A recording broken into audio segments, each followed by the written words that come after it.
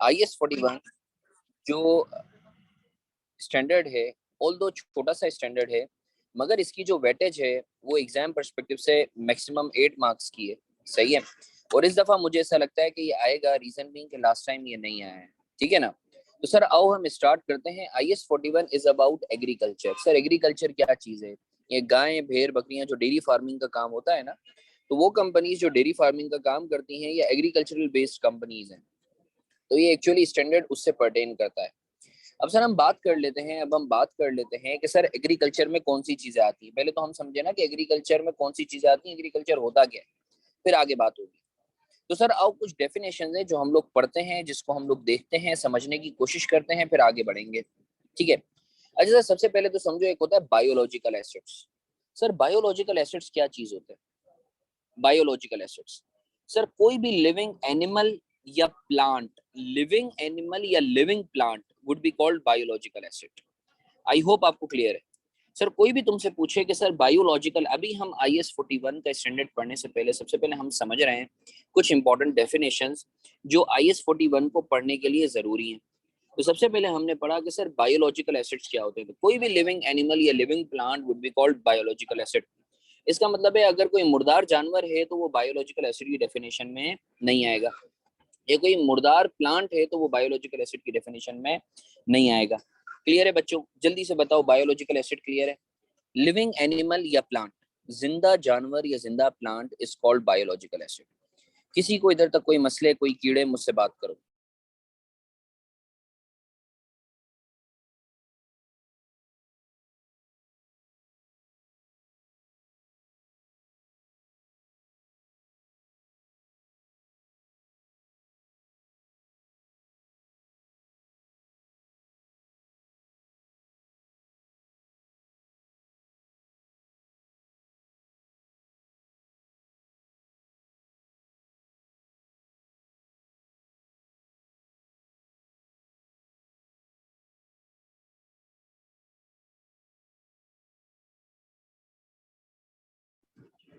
कोई सवाल किसी का?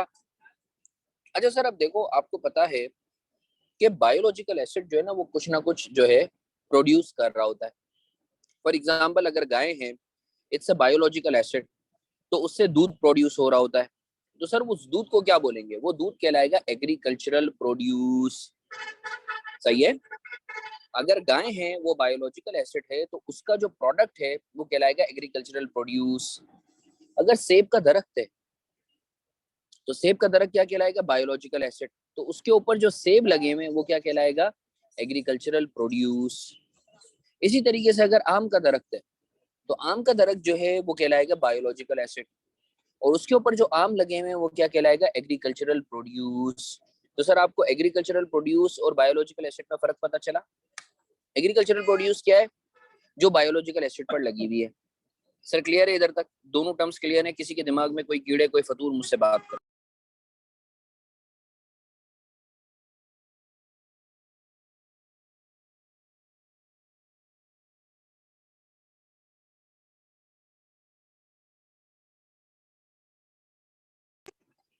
जरिया बच्चा, अभी मैं वहां तक पहुंचा ही नहीं हूँ, तो फिर रिमोट से आगे भाग रहा है।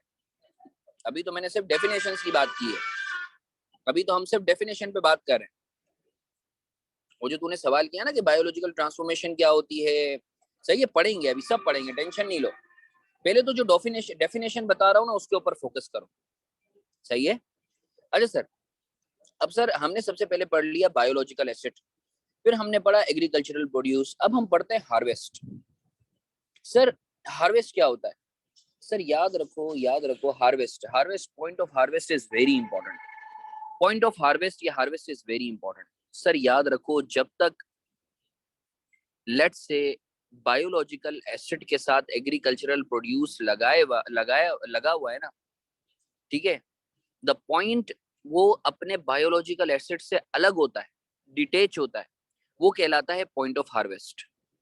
मैं वापस रिपीट कर रहा हूं सर, हार्वेस्ट या पॉइंट ऑफ हार्वेस्ट क्या होता है कि सर द पॉइंट आपका biological acid is separated from its agricultural produce, that point is called harvest. Harvest का मतलब क्या है? Detachment of agricultural produce from biological acid. या फिर cessation of biological acids life process. या फॉर एग्जांपल एक बकरा है, उसको ज़िबा कर दिया, तो द पॉइंट आपने बकरे को ज़िबा किया वो हार्वेस्ट कहलाएगा। आप मेरी बात समझ रहे हो या नहीं समझ रहे? सर हमने 3 टर्म्स पढ़ी है। बायोलॉजिकल एसिड क्या होता है? सर कोई भी लिविंग एनिमल या living plant. Sir agricultural produce क्या होता है? सर जो बायोलॉजिकल एसिड पर लगा हुआ होता है वो एग्रीकल्चरल प्रोड्यूस होता है। सर हार्वेस्ट क्या होता है? सर हार्वेस्ट या पॉइंट ऑफ हार्वेस्ट वो पॉइंट होता है जब एग्रीकल्चरल प्रोड्यूस अपने बायोलॉजिकल एसिड से जो है वो अलग किया जाता है। सही है ना? अब जैसे मैं फॉर एग्जांपल गाय हैं, उसके लेट से गाय के थन में दूध है, तो अभी तक एग्रीकल्चरल प्रोड्यूस जो है क्या कहते हैं, अल्लाह तुम्हारा भला करे, अभी तक बायोलॉजिकल एसिड के साथ है। द पॉइंट दूध उससे एक्सट्रैक्ट किया जाएगा वो कहलाएगा पॉइंट ऑफ हार्वेस्ट। क्लियर है बच्चों? ये 3 टर्म्स क्लियर है आप लोगों को? जल्दी से मैसेज करके बताओ मुझे, जल्दी से मैसेज करके बताओ।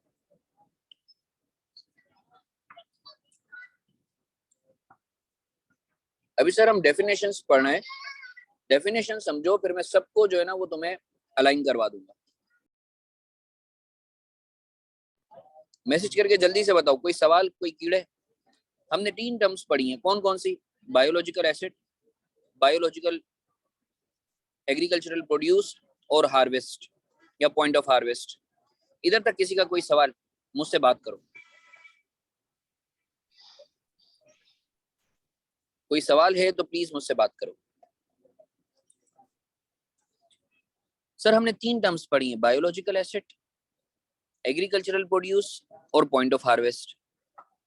अब हम एक और टर्म पढ़ते हैं, बायोलॉजिकल ट्रांसफॉर्मेशन। ये बहुत इंपॉर्टेंट है। अभी हम डेफिनेशंस को ग्रिप में कर रहे हैं, उसके बाद मैं सबको समअप करवा दूंगा।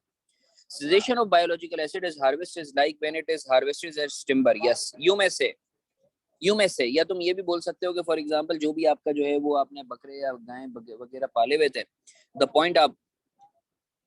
पॉइंट आप उसको ज़िबा करते हो या जो है उसकी लाइफ खत्म होती है वो कहलाता है वो पॉइंट ऑफ हार्वेस्ट है। सही है? अच्छा सर, अब बायोलॉजिकल ट्रांसफॉर्मेशन क्या होती है?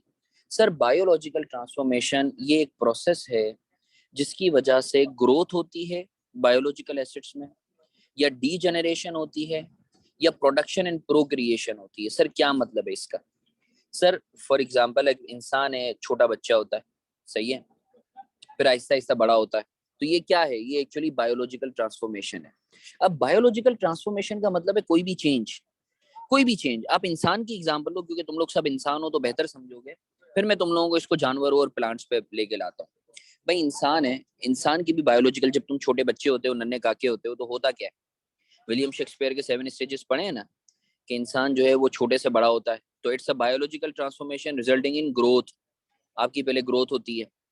कि बाजूकात आपने सुना है कि यार जैसे जैसे इंसान जो है 40 साल की उम्र के बाद फिर इसकी हड्डियां जो है वो डीजेनरेट होना, टूटना शुरू होती हैं, जो है इंसान का जो आपके जो है क्या कहते हैं ऑर्गन्स हैं वो कमजोर होना शुरू होते हैं, डीजेनरेशन जिसको बोलते हैं। या फिर ऐसी भी ट्रांसफॉर्मेशन होती है कि एक से माशाल्लाह 2 हो जाते हैं, 2 से 1 से 2 या 2 से 1, इफेक्टिवली 2 से 3 हो जाते हैं। सही है? आई होप तुम्हें क्लियर है। तो it's actually a biological transformation. तो मेरी बात समझ रहे हो या नहीं समझ रहे? सर बायोलॉजिकल ट्रांसफॉर्मेशन क्या है? It's a change due to which आपकी ग्रोथ होती है। फॉर एग्जांपल इंसान बच्चे से जो है वो जवान हो रहा है। या डीजेनरेशन होती है, फॉर एग्जांपल इंसान 40 साल की उम्र के बाद जो है इंसान की फिर से जो आज़ा हैं वो कमजोर होना शुरू होते हैं। या फिर प्रोडक्शन या प्रोक्रिएशन होती है। सही है?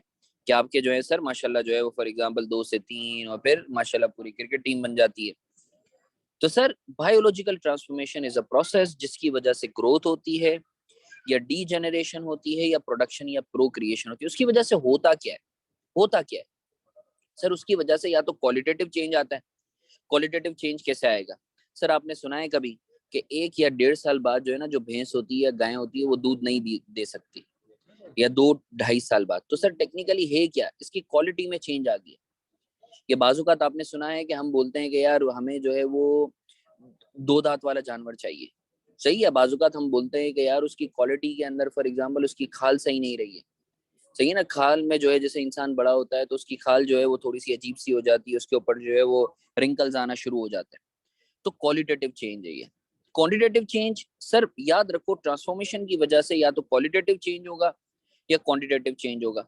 सर क्वांटिटेटिव चेंज कैसे होगा? फॉर एग्जांपल इंसान जब बच्चा होता है तो वो दांत नहीं होते उसके, सही है। जैसे जैसे बड़ा होता है तो उसके दांत आना शुरू हो जाते हैं। सिमिलरली जानवरों के साथ भी यही है। प्लांट जो है वो छोटा पौधा होता है, फिर उसके ऊपर 10 पत्ते आते हैं, फिर इसकी ओर जो है बड़े बड़े होते होते दरख्त बन जाता है। Quantitative change.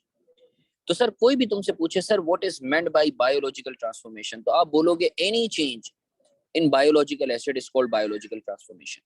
उस चेंज की वजह से ग्रोथ भी हो सकती है, डीजेनरेशन भी हो सकती है, प्रोडक्शन भी हो सकती है। तो सर आई होप आपको क्लियर है। जरिए आपका सवाल है, it has to have some use for it to be deemed as harvest. Yes, dead animals are harvest too. Yes जरिए आप बिल्कुल ऐसा है। सर हमने 4 टर्म्स पढ़ी है, मैं वापस रिपीट कर रहा हूँ। हमने सबसे पहले पढ़ा सर बायोलॉजिकल एसिड, फिर हमने पढ़ा सर एग्रीकल्चरल प्रोड्यूस, फिर हमने पढ़ा पॉइंट ऑफ हार्वेस्ट, और फिर हमने पढ़ा बायोलॉजिकल ट्रांसफॉर्मेशन। मैं वापस रिपीट कर देता हूँ तुम लोगों के लिए। सर सबसे पहले बायोलॉजिकल एसिड क्या है? सर कोई भी लिविंग एनिमल या प्लांट बायोलॉजिकल एसिड कहलाएगा। सर एग्रीकल्चरल प्रोड्यूस क्या है? कोई भी हार्वेस्टेड एग्रीकल्चरल प्रोड्यूस क्या है? रोमान में वापस क्लियर कर देता हूँ, मैं क्लियर कर देता हूँ, मैं क्लियर कर देता हूँ, रुक जाओ मुझे जरा रिवाइज करवाना है। एग्रीकल्चरल प्रोड्यूस क्या है सर? बायोलॉजिकल एसिड की जो भी प्रोडक्ट है वो एग्रीकल्चरल प्रोड्यूस कहलाएगी। हार्वेस्ट क्या है सर? ये वो पॉइंट है जब एग्रीकल्चरल प्रोड्यूस बायोलॉजिकल एसिड से सेपरेट होता है, सही है। अच्छा सर ट्रांसफॉर्मेशन क्या है? सर कोई भी चेंज बायोलॉजिकल एसिड में आ रहा है, दिस इज कॉल्ड ट्रांसफॉर्मेशन। अब वो जो ट्रांसफॉर्मेशन या चेंज है उसकी वजह से या तो क्वालिटेटिव इम्पैक्ट होगा या क्वांटिटेटिव इम्पैक्ट होगा, सही है ना। अच्छा सर मुझे एक बात बताओ, तुमने कभी नोट किया होगा कि ना तुम्हारे अम्मी अब्बू जब या तुम्हारे वालिद या बड़े जब भी गाय या बेल लेने के लिए जाते हैं या बकरे लेने के लिए जाते हैं तो वो बोलते हैं कि यार 2-3 साल वाला जो है हमें जानवर चाहिए, हमें ज्यादा बड़ा जानवर नहीं चाहिए। ऐसा क्यों? तुमने कभी सुना है? सर तुमने कभी सुना है ये चीज कि सर हमें ज्यादा बड़ा जानवर नहीं चाहिए, ज्यादा बड़ी उम्र का जानवर नहीं चाहिए? कभी सुना है तुमने? कभी सुना है तुमने? मैसेज करके बताओ, रोमान सुना है या नहीं सुना? रोमान सुना है या नहीं सुना भाई? ईद उल अजहा के ऊपर सुना है ना? हाँ तो सर वो जो 4 साल वाला जानवर है वो क्यों नहीं खरीदते? उसकी वजह ये है कि उसका जो गोश्त होता है ना उसको गलने में थोड़ा टाइम लगता है, तो ये क्वालिटेटिव चेंज है। उसकी एज की वजह से जो है उसका गोश्त जो इतना ज्यादा सख्त हो जाता है कि उसको गलने में टाइम लगता है। It's a qualitative change. It was due to transformation there is a qualitative change, जिसकी वजह से उसका गोश्त जो है वो देर से गलता है, क्वालिटी में चेंज आ रहा है। या फॉर एग्जांपल रोमान माशाल्लाह जो अभी हसीन एक पप्पू बच्चा है अभी 20-25 साल का, क्या 45 साल बाद जो है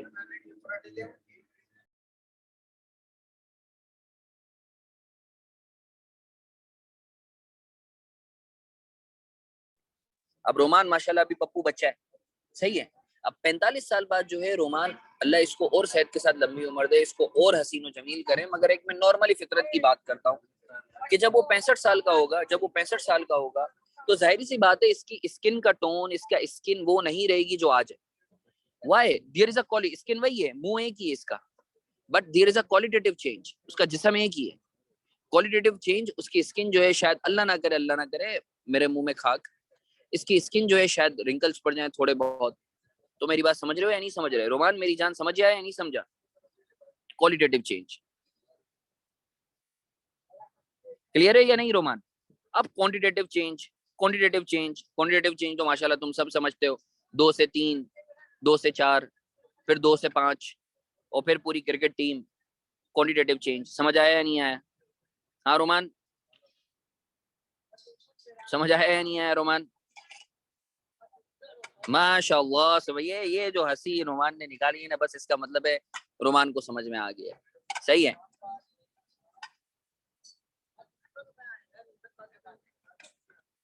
आगे बढ़े, आगे बढ़े,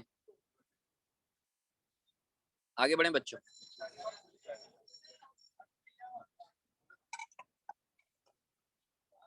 चलो जल्दी से कॉपी कर लो, जल्दी से कॉपी कर लो, फिर आगे बढ़ते, जल्दी से कॉपी कर लो।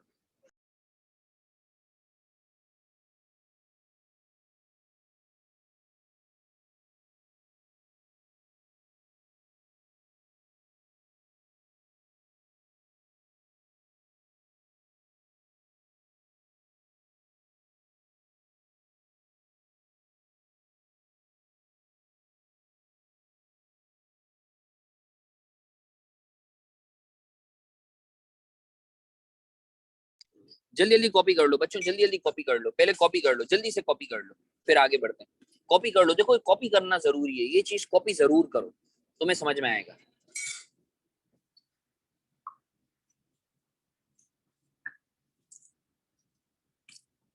बाकी बच्चे भी कर लें, भले 2-3 मिनट ले लो, कॉपी कर लो।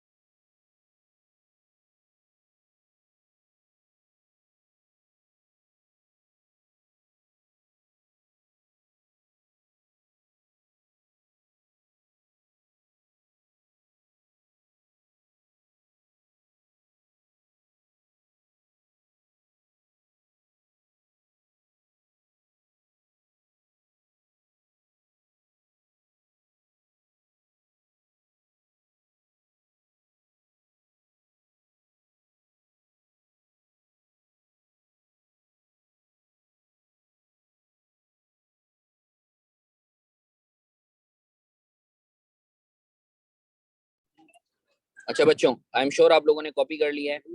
अब सर बात करते हैं एग्रीकल्चरल एक्टिविटी पे। एग्रीकल्चरल एक्टिविटी क्या है, पहले कॉपी कर लो। एग्रीकल्चरल एक्टिविटी क्या चीज है, पहले कॉपी कर लो इसको, फिर हम आगे बात करते हैं। एग्रीकल्चरल एक्टिविटी की तस्वीर ले लो, कॉपी कर लो, फिर आगे बात करते हैं।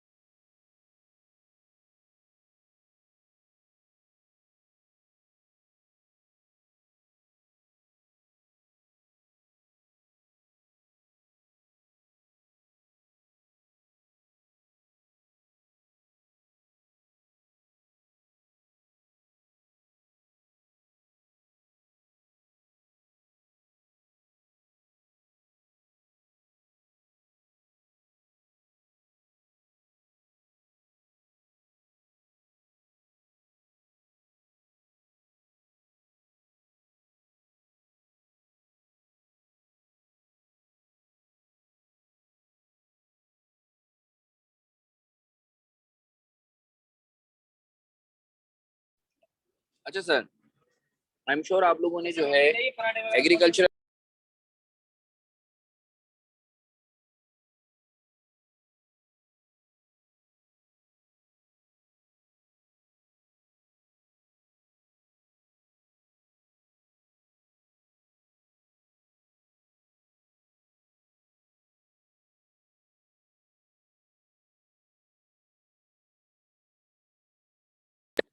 अच्छा सर, अब हम बात करते हैं एग्रीकल्चरल एक्टिविटी पे। एग्रीकल्चरल एक्टिविटी क्या है यार? कुछ भी नहीं है एग्रीकल्चरल एक्टिविटी।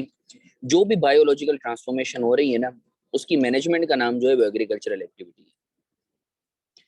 कोई भी बायोलॉजिकल ट्रांसफॉर्मेशन हो रही है, अगर उसकी मैनेजमेंट आप कर रहे हो तो आप एग्रीकल्चरल एक्टिविटी कर रहे हो। अब गायें भैंसें जंगल में भी दूध देती हैं, मगर अगर आप उसकी डेयरी फार्मिंग, एक्चुअली आपने फार्म क्रिएट किया हुआ है जहां आप जो है उसको मैनेज करते हो उसकी ट्रांसफॉर्मेशन को, तो एग्रीकल्चरल एक्टिविटी हो जाएगी। अब सर एग्रीकल्चरल एक्टिविटी आप करते क्यों? वजह क्या? आप मैनेजमेंट क्यों करते हो? For sale. फॉर एग्जाम्पल, आप बायोलॉजिकल ट्रांसफॉर्मेशन जो है, आप क्यों डेयरी फार्मिंग क्यों कर रहे हो? ताकि जो दूध आए उसको बेचो। या आप खेती बाड़ी क्यों करते हो? जाहिर सी बात है, आप दरख्त लगाओगे, उससे फल आएंगे, फल सब्जियां आएंगी, उसको बेचोगे। ये बाजुकात आप करते हो एग्रीकल्चरल प्रोड्यूस के लिए। या फॉर एग्जाम्पल, तुम्हें पता है कि बाजुकात बकरा ईद के अंदर होता क्या है? वो लाइव स्टॉक आप खरीद के रखते हो, बच्चा छोटा होता है, जब आप बकरे और बकरियां वगैरह खरीदते हो कि यार 1 साल बाद 2 साल बाद जब बकरा ईद आएगी तो आप बेचोगे फॉर सेल। ये बाजुकात जो है आपने इस वजह से आपने जो है वो गाय बकरे लिए हुए होते हैं कि यार आप जो है उससे डेयरी फार्मिंग करोगे, तो फॉर एग्रीकल्चरल प्रोड्यूस। या फिर आप बोलते हो कि नहीं यार, मैं जो है क्या करूंगा कि मैं इसकी जो है ब्रीडिंग करूंगा, कि मैं जो है कुछ जानवर खरीद रहा हूँ उसकी ब्रीडिंग करूंगा। तो एग्रीकल्चरल एक्टिविटी करने का मकसद क्या होता है सर? या तो आप एग्रीकल्चरल एक्टिविटी सेल के लिए कर रहे होते हो, या फिर आप फर्दर एग्रीकल्चरल प्रोड्यूस के लिए कर रहे होते हो, या फिर आप एडिशनल बायोलॉजिकल एसेट्स के लिए कर रहे होते हो। सही है? तो सर मैं वापस रिपीट कर रहा हूँ, एग्रीकल्चरल एक्टिविटी क्या होती है सर? एग्रीकल्चरल एक्टिविटी कुछ भी नहीं है। जो भी ट्रांसफॉर्मेशन हो रही है, अगर आप उसकी मैनेजमेंट कर रहे हो तो ये एग्रीकल्चरल एक्टिविटी आएगी। अच्छा, इसका मतलब ये है कि सर अगर ट्रांसफॉर्मेशन की मैनेजमेंट नहीं है तो वो एग्रीकल्चरल एक्टिविटी नहीं होगी? नहीं सर, नहीं होगी। अच्छा मुझे एक बात बताओ, लेट्स से मैं समंदर में जाता हूँ, मछलियां पकड़ता हूँ और बेचता हूँ, क्या ये एग्रीकल्चरल एक्टिविटी है या नहीं? मैं समंदर में जाता हूँ, मछलियां पकड़ता हूँ, फिर लाके बेचता हूँ, क्या ये एग्रीकल्चरल एक्टिविटी है या नहीं है? अगर है तो क्यों है, और अगर नहीं है तो क्यों नहीं है? जल्दी से बताओ।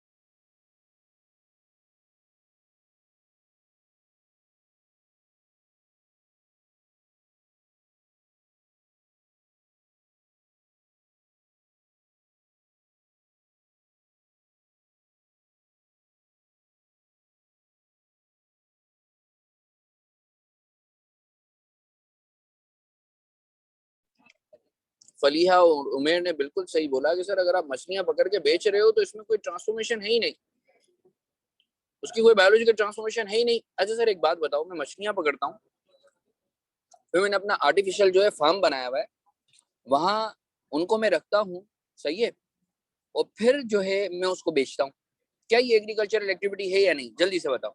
मैं मछलियां पकड़ के अपने पास जो है एक आर्टिफिशियल तालाब बनाया हुआ है, वहां मछलियां रखता हूँ और फिर मैं उसको बेचता हूँ, तो क्या ये एग्रीकल्चरल एक्टिविटी है? यस सर, ये एग्रीकल्चरल एक्टिविटी है, ये एग्रीकल्चरल एक्टिविटी है। आई होप आपको क्लियर है। आई होप बच्चों आप लोगों को क्लियर है। फलिया बताता हूँ बच्चा, बताता हूँ। सर एग्रीकल्चरल एक्टिविटी कॉपी कर ली है। सर एग्रीकल्चरल एक्टिविटी की ना कुछ कैरेक्टरिस्टिक्स हैं, सिर्फ थ्योरेटिकल कैरेक्टरिस्टिक्स है कि sir capacity to change, management of change, measurement of change. Sir agricultural activity में ना याद रखो, हमेशा कोई ना कोई चेंज होगा, कोई ना कोई चेंज होगा। सही है? फॉर एग्जाम्पल अगर मैं बोलता हूँ, अब चेंज किस फॉर्म में हो सकता है सर? चेंज जो है वो आपका कैपेसिटी की फॉर्म में भी हो सकता है, चेंज आपका मेजरमेंट की फॉर्म में भी हो सकता है, चेंज आपका जो है मैनेजमेंट की फॉर्म में भी हो सकता है। इसकी हम लोग इलस्ट्रेशन करेंगे तो इंशाल्लाह जो है मैं इसको फर्दर क्लियर भी करूंगा। आगे बस इलस्ट्रेशन आ रही है तो मैं क्लियर भी करता हूँ तुम्हें। तो सर एग्रीकल्चरल एक्टिविटी क्लियर है या नहीं है आप लोगों को, जल्दी से मैसेज करके बताओ।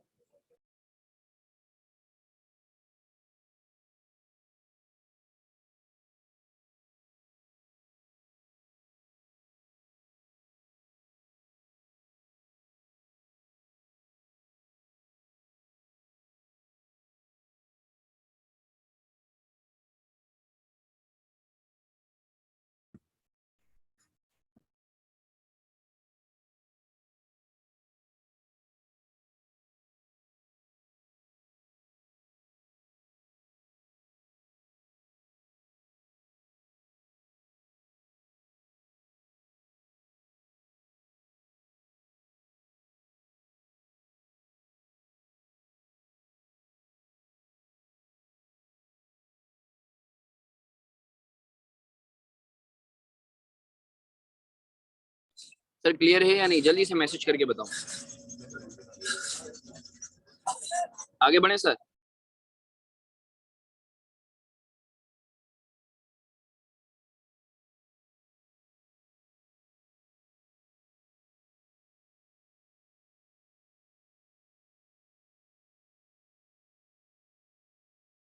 आगे बढ़े सर।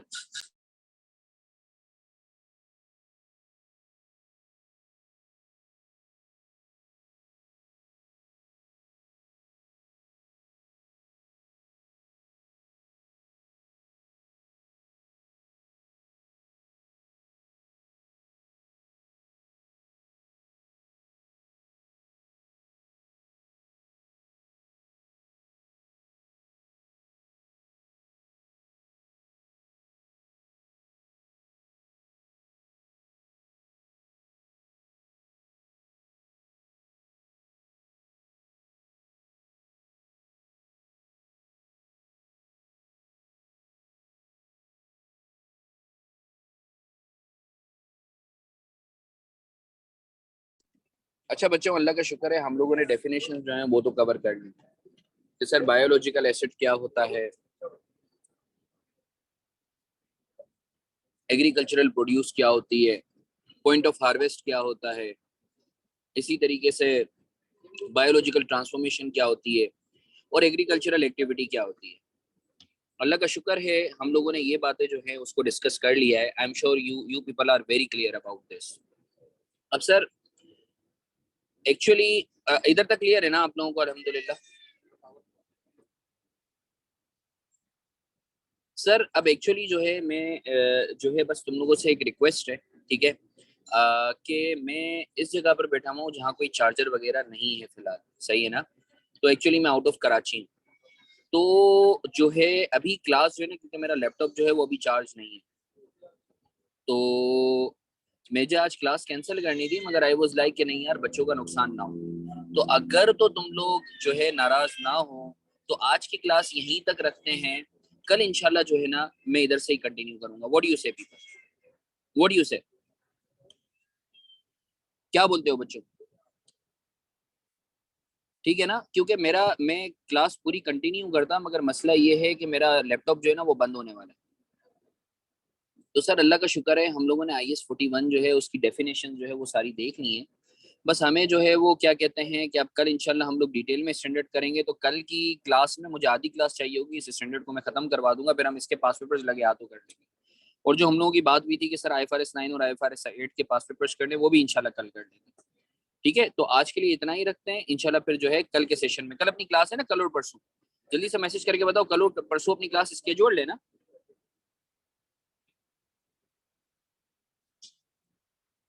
चलो अच्छी बात है, अच्छी बात है, अच्छी बात है। बस सही है, इंशाल्लाह फिर कल मुलाकात करते हैं हम लोग। अपना बहुत सारा ख्याल रखो, अल्लाह तुम सबका हामी और नासिर हो। सही है, IFRS 16 के मैंने तुम लोगों को प्रैक्टिस क्वेश्चन भी दिए हैं, तो इट इज रिक्वेस्टेड प्लीज उसको अटेम्प्ट करो।